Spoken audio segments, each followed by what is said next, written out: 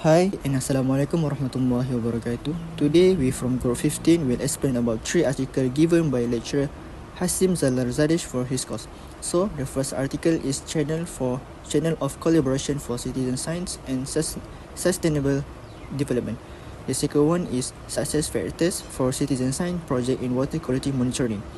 And the third one is Continental Pattern in Marine Debris Revealed by a Decade of Citizen Science. So let's move on to our team. This is our team. The first one is me, Ilham Hakim, and the second one is our leader is AIMAN Shami, and the third one is UMAR HAFIZ, and the fourth one is ASIFF DARWISH, and lastly AMMAR HAZIQ. This is our team from Group 15. So let's move out to the introduction for this article. Let's go. Introduction. The CS is located exactly within active involvement of citizens in different environmental activities directly targeting the problem surrounding the environment and promoting sustainable development. Example of public involvement include CS assessment of water resources, marine litter management, and facilitation of SDG achievement. It embodies citizen and portray researchers and institution effort while bringing in various collaborative and imaginative approach to assess this problem. This paper shows CS on the ground strategies towards ongoing SDGs, improving water quality, monitoring research, and resolving marine debris issues, thus demonstrating responsiveness in making science more practical. So, for the next article 1, I give to Ayman Shahmi. Okay, now we move to paragraph 1. Okay, by addressing sustainability issue, citizen science is assisting the UN in achieve its Agenda 2030 for sustainable development (SD). Global citizenship, sustainable lives, and education are all encouraged. Additionally, CS guarantee that no one is left behind and promotes social cohesion and shared responsibility. CS emphasizes collaboration, particularly with youth, which relates to SDG 70, focus on cross-sector, cross-country collaborations. It impacts national planning, checks on stakeholders, help track progress, and deliver the SDG to the local level. The fact that is increasingly regarded as crucial for sustainable development is demonstrated by the establishment of the Citizen Science Global Partnership. It encourages collaboration and incorporates citizens' data into the SDG objective. Additionally, CS enhances research ensures that science addresses practical issues and increase public confidence in science.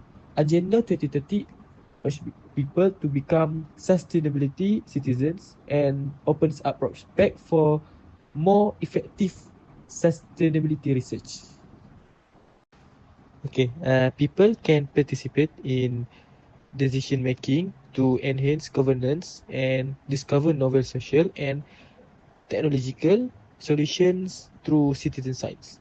Although difficult like data quality and policy concerns persist, computer science has demonstrated its ability to bring about constructive change.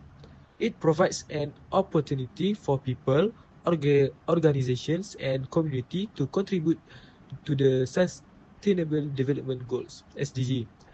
The goal of this project is to develop a framework for better CS engagement. It makes CS more successful in achieve Agenda 2030 goals by drawing on the experience of practitioners, researchers, and policymakers. Between March and July of 2019, a survey was conducted utilizing a Google Forms online question. It include 11 questions regarding why people pursue careers in computer science, the difficulties they encounter, their responsibility, and how they contribute to the SDG.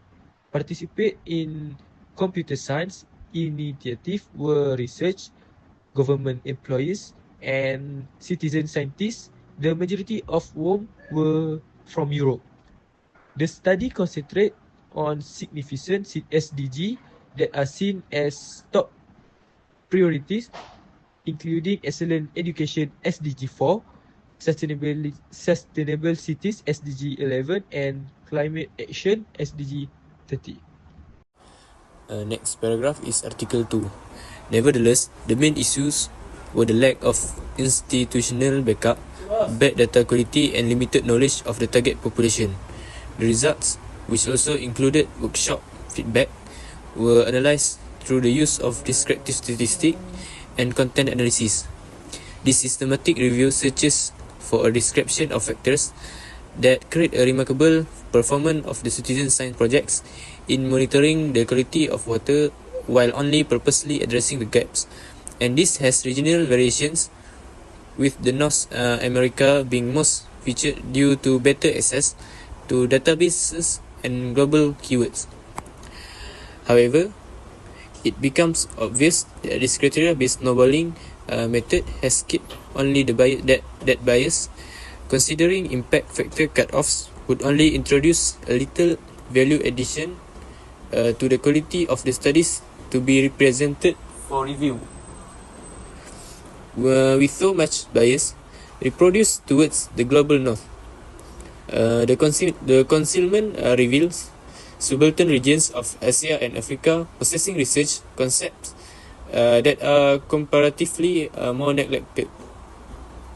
The review indicates key factors for successful citizen scholars, but there is no documentation of failures and challenges that would further strengthen its scope. Adding regional databases, grey literature, and the views of practitioners would enhance its international applicability, notwithstanding the addition of variation in parameters physical, chemical, biological, and emerging contaminants.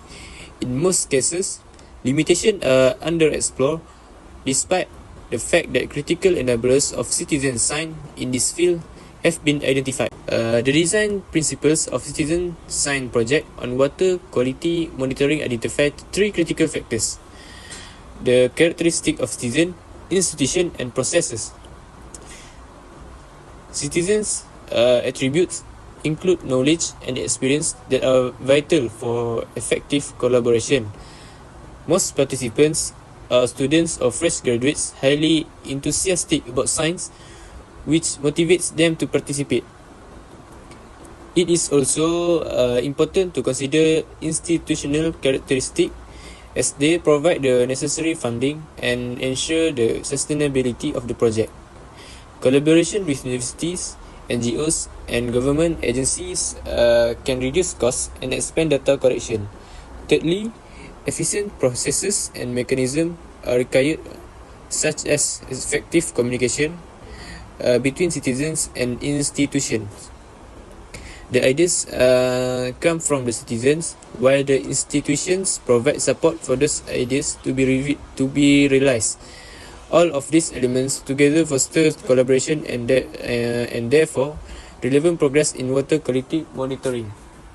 Okay, that's all from me. Article 3. Today I'll be presenting a study that explores how improved citizen science data collected via the Australian Marine Debris Initiative can inform our understanding of marine pollution and improve management practices. The global marine debris issue. Anthropogenic marine debris is a growing global issue with severe environmental and public health impacts, as outlined by Boreals and Xanthos and Walker 2017. Understanding the sources of and distribution of this pollution is crucial, but as noted by Brown and Ryan 2009, many studies are limited in size and scope. Citizen science as a solution. Citizen science, particularly through coastal cleanups, provide valuable data to fill this research gap. As highlighted by Van der Velde 2017, however, to be effective, we must address biases and ensure data quality, as argued by Kosmala and Gilfetter. Study overview. This study analyzed data from the Australian Marine Debris Initiative, focusing on debris larger than 5 mm collected from 19,542 cleanups between 2000 and 2017. The research aimed to evaluate patterns of marine debris across regions and understand their causes. Here, the result reveals significant regional variation in trash collection rate. The first one is the East Coast, especially urban areas, had the highest debris rate. Second, hard and soft plastic made up a large proportion of waste, which is 58% and 21% respectively. Third, on the West Coast, industrial fishing waste and public dumping were dominant sources. This finding aligned with my personal observation of coastal contamination, where urban beaches are often the most polluted. Here we are state the study strength. The paper is well presented with a detailed filtering process to ensure data quality. Results that provide insight into regional and national trends. This clear methodology improved the credibility of the finding. Study limitation. Despite its strength, the study has a few shortcomings. First, classification gaps. The impacts of plastics could have been better analyzed with an expanded classification system. Second, bias in data collection. Volunteer-driven cleanups depend on the community effort, which might influence what and how often debris is collected. 3. Natural factor overlooked. Storms and other natural phenomena that contribute to debris accumulation were not accounted for. Next, implication and conclusion. While the study offers valuable insights into marine debris patterns, it could have had a stronger influence by analyzing its implication for policy and management efforts in greater detail. Improving citizen science data quality can bridge knowledge gaps and inform more effective management practices. By addressing the limitation mentioned, future research can better tackle this growing issue. Alright, thank you Asif for your explanation. Now I want to proceed to for my part, which is the conclusion for Article 1, 2 and 3. So firstly, conclusion Article 1, citizen science closely echoes the values of the SDGs, including global sustainability and individual empowerment. It goes without saying that voluntary contributions from citizen science are indispensable for achieving all three dimensions of sustainability. The study shows great potential for citizen science to contribute through 5 identified collaboration channels, each with substantial connection to the target of SDG 4, which is quality education, SDG 11, or as known as sustainable cities, and lastly then SDG 13, which is climate action, and lastly SDG 15, life on land. Key recommendations include the institutionalization of citizen science in SDG processes, strengthening data infrastructure for monitoring, partnership with companies, and integrating citizen science into policy cycles to support government commitment. This link can be used to enhance the recognition of citizen science, to foster equitable collaboration, and to increase awareness of the value of the Agenda 2030 for Sustainable Development. Next, I will proceed to conclusion Article 2. So, citizen science has been promoted as a way to address the water quality data gap for SDG indicator 6.3.2. it shows great potential for addressing the issue. This literature review thus questions its cost effectiveness. In line with broader research highlighting alternative benefits such as raising awareness and policy impact, the UN Custodian Agency for SDG 6.3.2 should work with experts in citizen science to develop guidelines for citizen-based monitoring of key water quality parameters such as dissolved oxygen, nitrate, and pH. Data from citizen measurements must be cross-validated using traditional methods to gain trust. This could not only help bridge the data gaps but also support science learning, environmental awareness, and social engagement. That's all from the conclusion for Article 2. Now, the last conclusion is for... moreover, we will go to conclusion Article 3.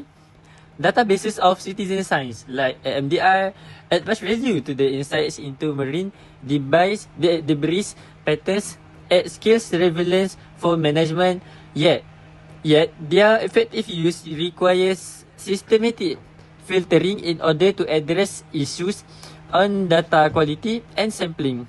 The study found no significant differences in counts and composition of marine debris between various collecting groups such as schools, NGOs, and government. After filtering, the data indicated that hard and soft plastics are the dominant component of marine debris in Australia. Although there is considerable regional variability and hotspots around capital cities and northern coastlines. Littering was identified as the primary sources of debris entering the ocean. While citizen science efforts are growing in importance for the management of marine debris, ensuring the data quality through filtering and the addressing of biases is important for their effective application. So, lastly, I go to conclusion for overall article. Citizen science has played an important role in advancing sustainability, filling the data gaps presented within the framework of the United Nations SDGs. The synthesis of 3 articles show how this could lead the import across various domains. Firstly, we can see general contribution to SDGs. Citizen science addresses such SDGs as quality education, sustainable cities and communication, climate action, and life on land. It empowers the individual, enhance monitoring systems at a global scale, contributes to policy processes, and promotes sustainable development. Second, water quality challenge. Within the framework of SDG 6.3.2, citizen science has solution for gaps in water quality data. However, there are concerns on cost effectiveness and the reliability of data, hence the need for cross verification with the traditional methods. Besides data collection, it raises environmental awareness and supports science learning and community engagement. Management of management of marine debris. Databases of citizen science such as AMDI are important in the understanding of marine debris pattern, especially in Australia, where plastic dominate the waste profile. Systematic filtering is necessary to ensure quality data that address the biases and variability across contributors. So, the recommendation for making it full scale would range from institutionalization in citizen science SDG processes, creation of partnerships, development and improvement of the data infrastructure, and enhancing collaboration standards, which will definitely raise its credibility to a wider applicability with deeper impact on sustainable development and environmental stewardship. That's all from us, Group 50. Thank you, sir, for listening.